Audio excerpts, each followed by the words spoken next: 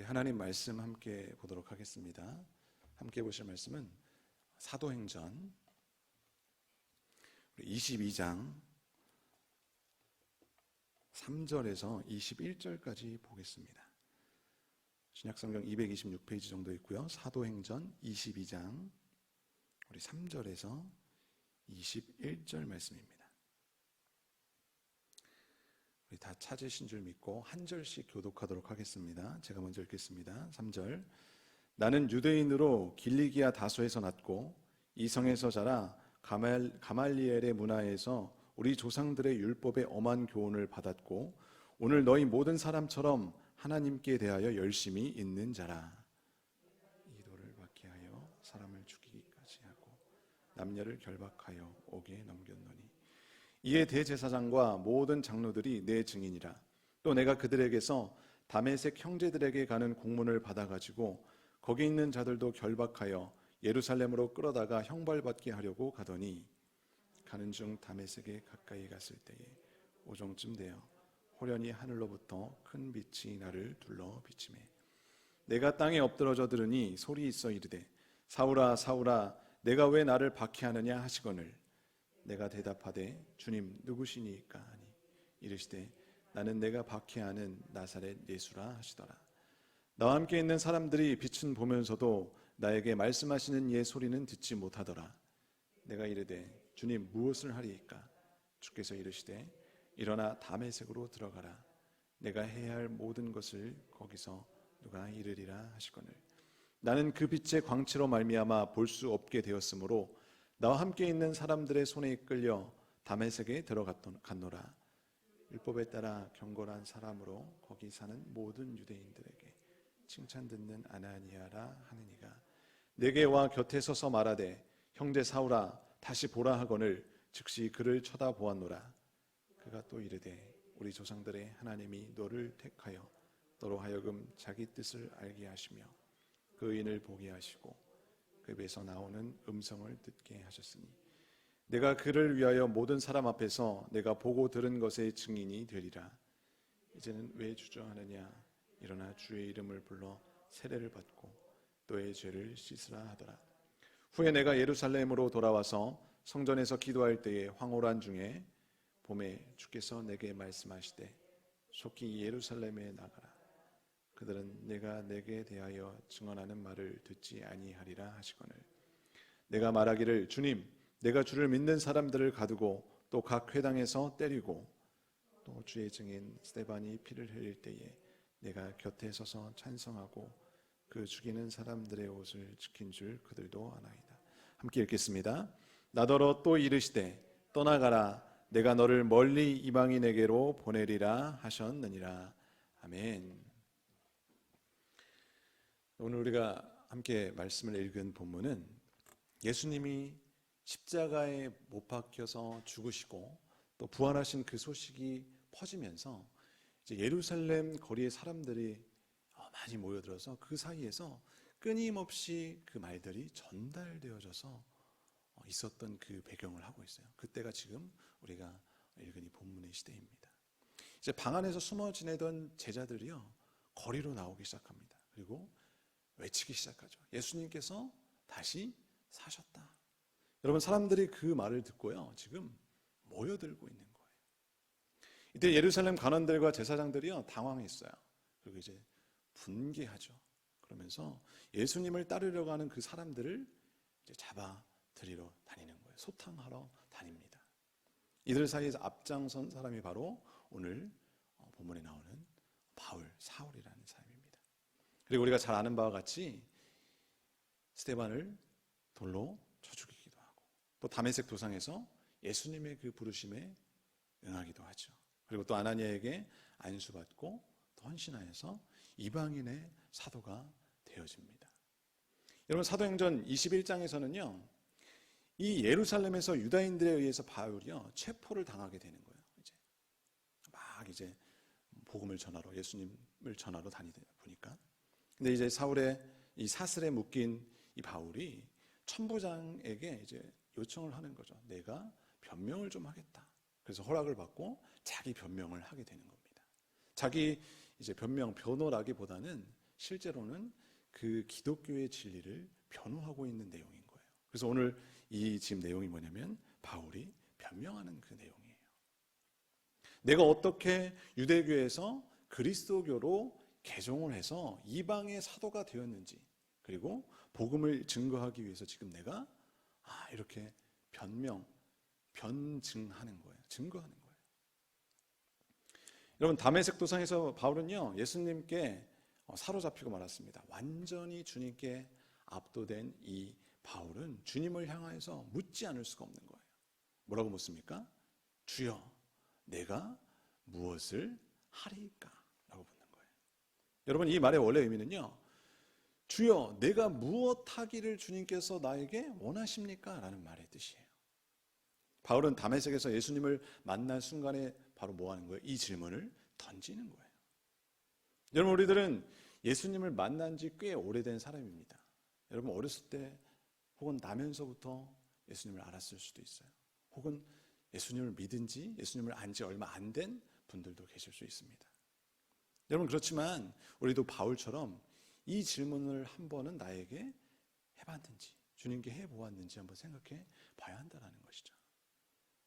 그리고 가끔은 이런 질문을 다시 해봐야 돼요. 주님, 저는 무엇을 해야 합니까? 여러분, 주님은 바울이 필요했어요. 그래서 바울을 유용하게 쓰시고 싶어 하셨습니다. 그래서 주님은 다메섹으로 가고 있는 그 바울을 부르시는 거예요. 그런데 그 즉시 바울이 주님을 향하여서 지금 묻고 있는 겁니다. 주여, 내가 무엇을 하기를 원하십니까? 만약에 주님께서 우리를 쓰고 싶어 부르시는데, 여러분, 우리가 까마귀 고기 먹은 것처럼 왜 나를 부르셨는지 그 목적도 모르고 산다면 여러분, 주님께서 얼마나 서글프시겠어요? 사랑하는 성도 여러분, 우리가 믿음 생활을 하는 목적이 무엇인지 다시 한번 생각해 보시기 바랍니다. 주님의 일을 하기 위한 거예요? 아니면 나를 위한 것입니까?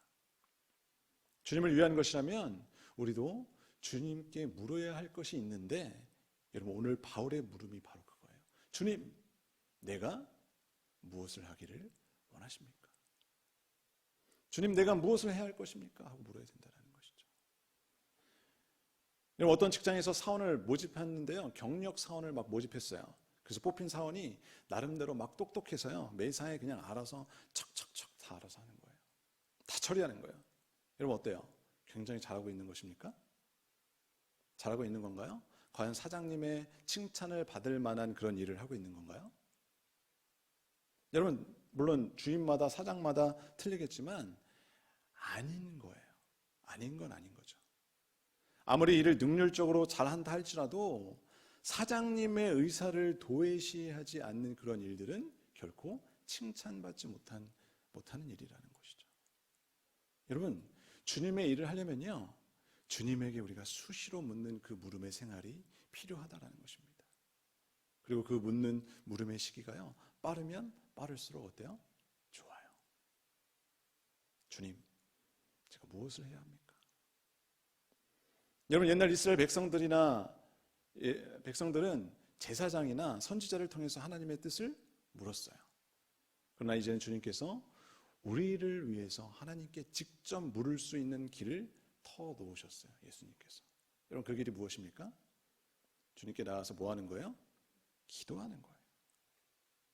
오늘도 주님께 묻고 우리가 그 목적에 맞는 삶을 살아갈 때, 여러분, 우리는 주님께 칭찬받고 주님께 영광 올려드리는 그런 삶을 살아갈 수 있을 것입니다. 오늘도 저와 여러분들이 그렇게 살아가시기를 주님의 이름으로 축원합니다.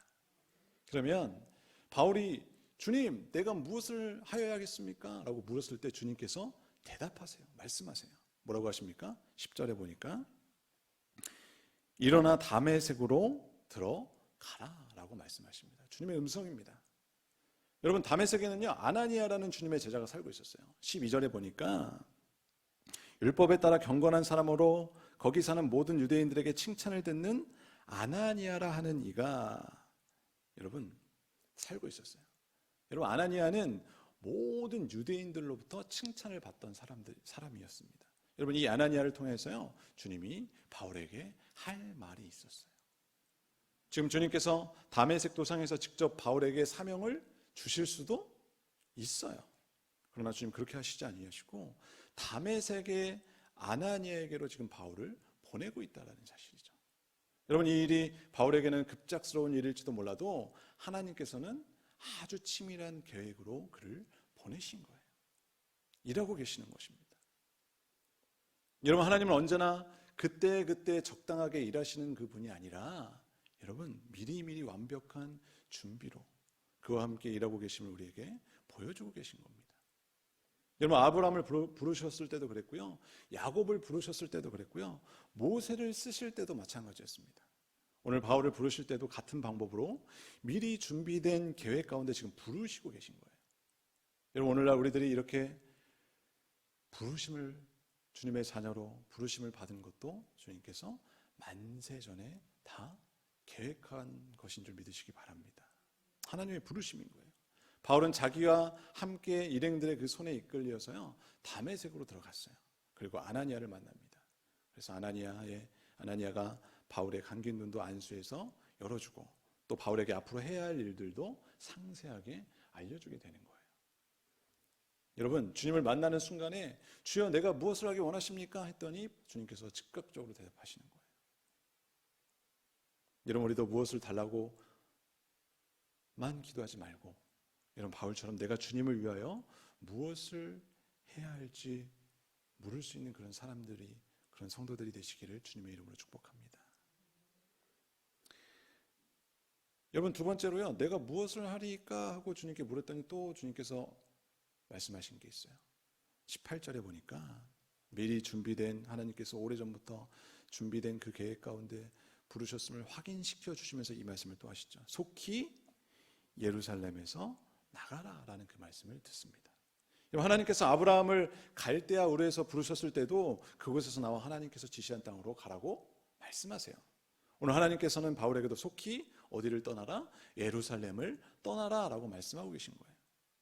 여러분, 대대로 예루살렘은요, 유대 민족의 고향입니다. 마음의 고향이에요. 하나님의 성전이 또한 있는 곳이에요. 여러분, 어떤 이유에서든지 예루살렘을 떠나는 것은 이들에게 굉장히 어려운 일인 거예요. 그러나 바울은 예루살렘을 떠나라는 그 하나님의 명령을 받습니다. 여러분, 떠나야 하는 첫 번째 이유는요, 유대인들이 듣기는 들어도 깨닫지 못하고 보기는 보아도 여러분 알지 못하기 때문에 그렇습니다. 두 번째 이유는 이방인들에게 복음을 전파하기 위해서 떠나라고 하시는 거예요.